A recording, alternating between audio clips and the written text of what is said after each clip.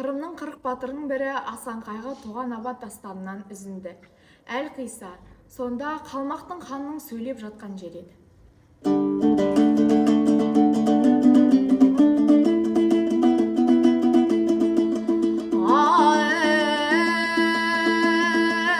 Ей ноғайсың, ақ найзаңды шүйіріп, кімге залым қарайсың, көк беренің қолында жалғызыңнан жабысқыр, соғысуға қалайсың, шытырайып қарасаң, көзіңді сенің оярмын, қаныңды ұрттап тоярмын, кесіп басыңды жоярмын, менің тегім сұрасаң, қалмақ деген ел едім, ішінде қайтпас ер едім, сен қасымда қой болсаң, мен бір арлан бәр едім, қасымда тоқты тұрымды ауызға салып жер едім, осы дегесі бер абадай қаһарланып сөйледі ай.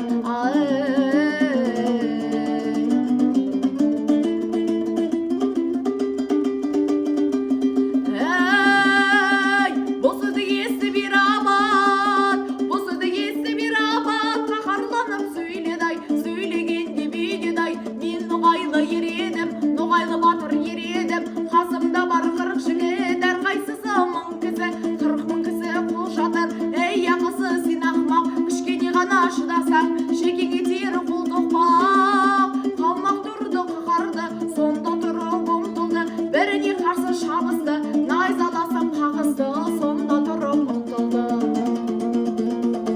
Сонда абам бір тұрып, сонда шапты қылышпен, мұнда да қылыш тимеді, аттан түсе қалысты, найзаласып қағысты, ақырында не керек, шаншыруға барысты.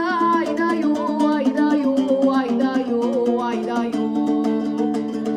Қарт бурадай қамданып, сонда найза салады, хауазымдай хандарың құрыды сонда сілесі, шаршағаннан ханыңның бүгіле сонда тізесі, қалмақты жығып алады Асанның ұлы Ер-Абад. Хауазымдай хандарым сонда біттімді десе, Хауазым хан өлген соң шықты сонда баласы, қайратына қарашы абаттайын батырға, сонда қарсы келеді адамның кегін алам деп, келді сонда алысты.